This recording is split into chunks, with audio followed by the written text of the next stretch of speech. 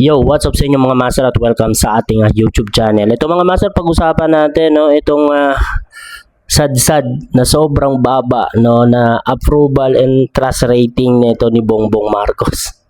Grabe mga master, sobrang baba. Isipin nyo, negative 27, Tinalo pa siya ni Vice President Sara Duterte.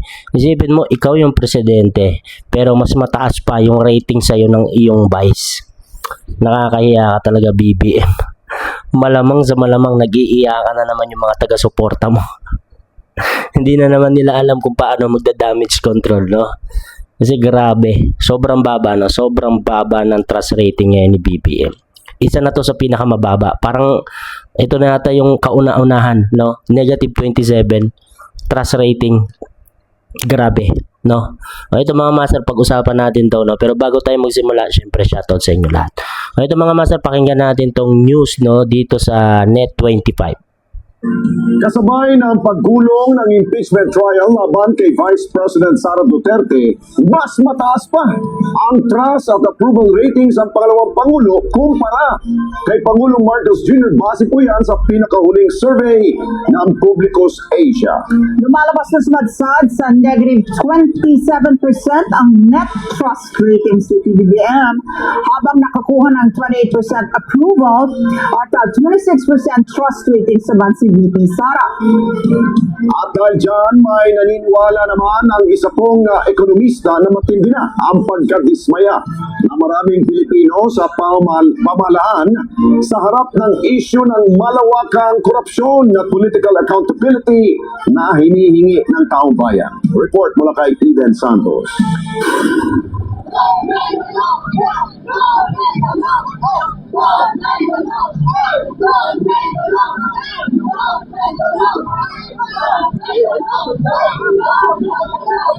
Hirap nang makabawi si Pangulong Ferdinand Marcos Jr. sa mga Pilipino. Sa pinakabagong survey ng Publicus Asia ay sumadsad sa negative 27% ang net approval at trust rating ng Pangulo. Kasi sobra-sobra nang nakakadismaya yung pamahalaan. Galit na galit ako ang taong bayan sa lahat ng korupsyon na gaganap dito sa ating bayan.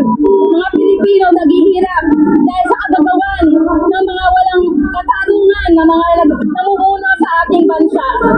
Patunay umano ang matinding pagkadismaya ng maraming Pilipino sa harap ng patuloy na mataas na inflation, paghina ng ekonomiya, matinding korupsyon at political accountability. Publicus Asia, ang net trust rating ni BBM ay negative 27 na lang. Grabe yan sobrang baba na niyan. At ang ibig sabihin niyan, talagang napakaraming Pilipino wala ng tiwala sa ating Pangulo ngayon at sa kanyang pamamahala. Kasi ang trust ay mas mabigat kaysa sa approval rating dahil ang tiwala, pag nawala yan, mas mahirap balikan o ibalik, Kasi kailangan mo talaga i-prove na kaya mong panindigan lahat ng mga sinasabi mo. Ang problema, napakalala na ng sitwasyon ng ating ekonomiya, tapos puro politika pa rin ang pinag-uusapan nila. Ayon kay Cora Guidote, isang economist at dating head ng BSP Investor Relations Office, sinayang ni BBM ang tiwala ng taong bayan. Magugunita na nanggaling sa napakataas na trust rating si PBBM nang manalo siya noong 2022. So parang ang laking pag-aaksaya ang ginawa niya doon sa pagtitiwala sa kanya ng mga Pilipino noon.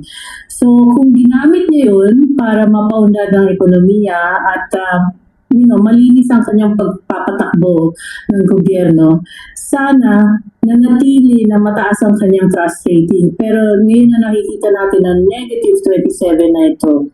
Ang ibig sabihin lamang yan ay talagang inaksayan niya ang pagtitiwala sa kanya dahil sa mga nakita nating mga anomalya, mga korupsyon na nangyayari na parang ngayon lang nangyari sa Pilipinas yung ganyang kalaking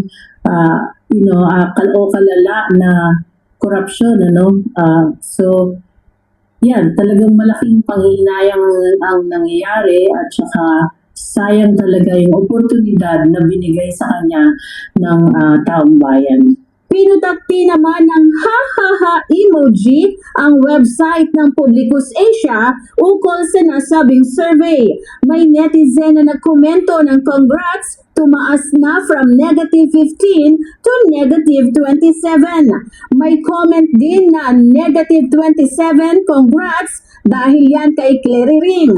Parang spaghetti lang, pababa ng pababa. At marami pang negatibong komento para sa Pangulo. Agad namang ipinagtanggol ni House Deputy Speaker Janet Garin ang Pangulo sa mababang trust rating nito. Kapag ikaw ay nagtatrabaho, kapag ikaw ay magandang bunga, at ikaw ay magandang puno na nagbibigay ng magagandang prutas at bunga, babatuhin ka ng babatuhin ka. Samantala, muling namayagpag sinasabing survey si Vice President Sara Duterte sa kabila ng mga aligasyon laban sa kanya sa impeachment trial ay nakakuha ng 28% approval at 26% trust rating si VP Sara. Eden Santos para sa Mata ng Agila. Matatag, matapang, matapat. Narinig nyo, di ba? Narinig nyo yung sinabi kung paano depensahan, no, ng Malacanang niya. Itong si Bongbong Marcos patungkol sa kanyang trust ratings. Nakakatawa lang, no? Ano sabi niya? Pag ikaw ay nagtatrabaho ng maayos, magandang yung ginagawa, di ba? Nagtatrabaho ka na para sa bayan. Parang ganun yung point, di ba? Ganun yung point nun eh. Eh, babatuhin ka talaga ng putik. Di ba parang self-defeating na yun? Dahil sa ginagawa naman kay VP Sara, di ba? Ganun naman din yung ginagawa sa kanya. Pero bakit tumataas yung ratings niya? Joke talaga, no? Hindi na talaga nila alam kung paano depensahan. Itong si BBM. Hirap na sila, no? Isipin mo, gagawin mong dahilan yung paggawa niya ng mabuti, kaya bumababa yung trust ratings niya. Malaking kalokohan yun, mga master, no? Malaking kalokohan yun. Isipin mo, gumagawa ka na nga ng mabuti, tapos mababa ang trust rating mo. Di ba? Trust rating tsaka approval mo. Isipin mo, 27. Negative 27, mga master. Sobrang baba nun. Tama yung comment, parang spaghetti lang. Spaghetting sayaw. Pababa ng pababa. Oh my goodness, no? May 2 years na lang itong si Bongbong Marcos. Actually, ano na lang eh. Wala na atang 2 years, no? Kasi ano na ngayon eh. July na eh, di ba? Almost 2 years, no? Almost 2 years, no? 1.5. Kaso nga lang, pa 2027 na, dito kasi magkakaalaman pagpasok ng 2027. Kung sino yung magbabaliktaran. Kasi malamang sa malamang, no? Yung mga tao, no? Yung mga utak politiko talaga. Di ba? Yung mga nasa gobyerno natin na utak politiko. Ganyan yan sila eh. Pag alam nila, no, na talagang mahina na yung pader na kinakapitan nila, ililipat yan doon sa malakas. Ito yung masaklap na realidad sa politika sa Pilipinas, no? Walang tawag nito, walang consistent, kundi kung saan lang malakas, doon sila, no? Ang tanong lang, tatanggapin ba sila? Kasi alam naman natin kung sino-sino, no? Yung talagang todo sip-sip dito sa administrasyon ni Bongbong Marcos. Kita natin yan sila. 'Di ba? Todo tanggol sila. Grabe yung pagtatanggol nila.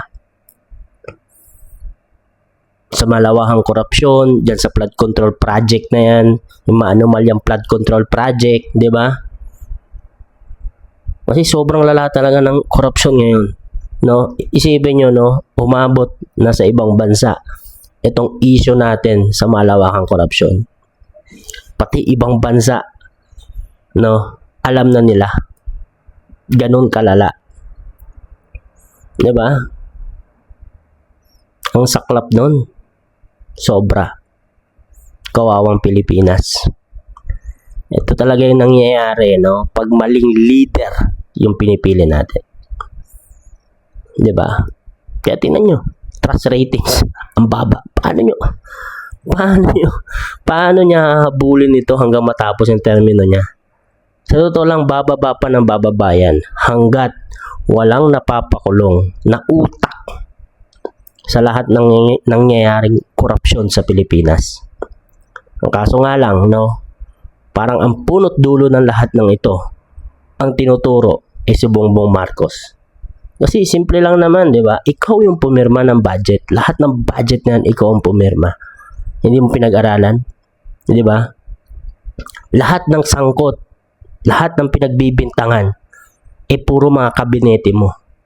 Alter ego mo lahat yan. Ikaw ang nagluklok sa mga yan. Tapos mga korap, di ba? Alter ego mo yan. Kung anong ginawa niyan na pangungurap, cargo de konsensya mo yan. Hindi mo pala cargo de konsensya, cargo mo yan. Di ba? Tapos sasabihin mo, wala akong kinalaman dyan. Yan, tignan mo. Trust ratings mo napakababa. So, paano yan, mga loyalista? Paano nyo didepensahan yan? Di ba? Kasi narinig natin yung kanina nagsalita. Di ba? Sa Malacanang. Yung spokesperson mo, di ba? Buti nga, hindi pa nagsalita na ba dito si Claire Castro? Magsalita ka. Tingnan natin kung paano mo didepensahan ito. Negative 27. Mas mataas pa yung ratings ni BP Sara. Si BP Sara may 26 ba? Tama ba? 26 siya, 28. Yung trust rating yata yung 28, tapos yung approval ratings niya yung 26. No? Correct me if I'm wrong na lang. Pero at least hindi negative. Baliktaran sila, no? Nako, 2 years pa tayong magtitiis sa ganito, no? Sa gantong sistema. Wala na talaga eh. Talagang masaklap ang nangyayari, no? Pababa ng pababa ang piso. Sa aming mga OFW, masaya pag nakikita namin tumataas ang palitan ng dolyar. Pero pagdating naman sa Pilipinas, doon naman din babawiin. So wala rin, di ba? Wala rin. Kasi yung papadala mo na malaki, ubos din agad sa mahal ng bilihin. Di ba? Ang saklap. Tiis-tiis na lang talaga muna. Yun lang mga master, no? O mga loyalista, no? Depensahan nyo to. Palusutan nyo to. Diba? Yung makatotohanan naman. Diba? Makatotohanan naman na depensa. Kasi kahit anong gawin nyo, no? Ako wala akong nakikitang depensa dito. Mas magandang manahimik na lang kayo at umiyak. Yan lang mga master, no? At maraming salamat sa pagsama sa ating video. Kung nagustuhan nyo itong video, sana huwag nyo kalimutan na mag-like. At kung hindi pa kayo nakasubscribe sa ating YouTube channel, ay mag-subscribe na kayo. Maraming salamat mga master. Paalam. Kita tayo sa next video. God bless sa inyo lahat.